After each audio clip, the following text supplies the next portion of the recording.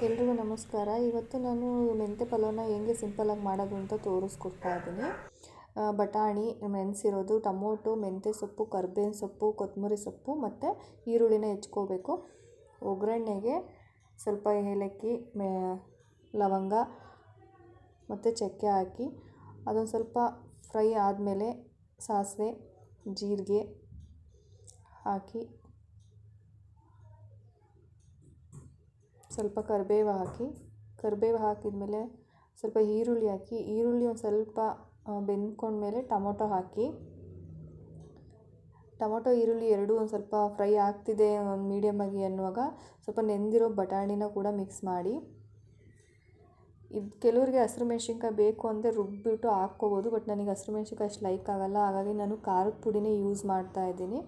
ಇದೆರಡು ಅಷ್ಟು ಮಿಕ್ಸ್ ಆದಮೇಲೆ ಒಂದು ಸ್ವಲ್ಪ ಮೆಂತ್ಯ ಸೊಪ್ಪನ್ನ ಚಿಕ್ಕದಾಗಿ ಕಟ್ ಮಾಡಿ ಇಟ್ಕೊಂಡಿರಿ.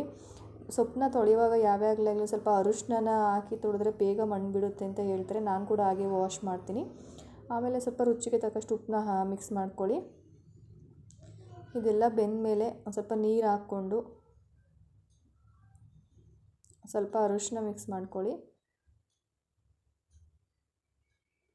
ಅರಿಶಿನ ಹಾಕ್ಕೊಂಡ್ಮೇಲೆ ನೀಟಾಗಿ ಬೆಂದಮೇಲೆ ಸ್ವಲ್ಪ ಖಾರದ ಪುಡಿ, ನಾನು ಹಸಿರು ಮೆಣ್ಸಿನ್ಕಾಯಿ ಹಾಕ್ತಾಯಿಲ್ಲ, ಖಾರದ ಪುಡಿ ಹಾಕ್ತಾಯಿದ್ದೀನಿ. ಆಮೇಲೆ ನೀರು ಹಾಕಿ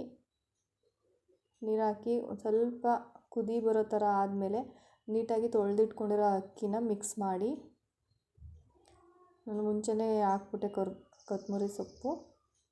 ನಾನು ಶುಂಠಿ ಮತ್ತು ಬೆಳ್ಳುಳ್ಳಿ ಪೇಸ್ಟ್ನು ಕೂಡ ಹಾಕಿದ್ದೀನಿ, ಬಟ್ ಅದು ವಿಡಿಯೋ ಆಗಿಲ್ಲ, ಸಾರಿ. ನೀವು ಕೂಡ ಮಿಕ್ಸ್ ಮಾಡ್ಕೊಳ್ಳಿ. ಶುಂಠಿ ಬೆಳ್ಳುಳ್ಳಿ ಪೇಸ್ಟ್ ಇದ್ರೇ ಟೇಸ್ಟ್ ಚೆನ್ನಾಗಿರುತ್ತೆ. ಹಾಕಿದ್ಮೇಲೆ ಒಂದು 3 ವಿಷಿಲ್ ಆದಮೇಲೆ ಓಪನ್ ಮಾಡಿ ನೋಡಿ, ತುಂಬಾ ಚೆನ್ನಾಗಿ ಬಂದಿದೆ.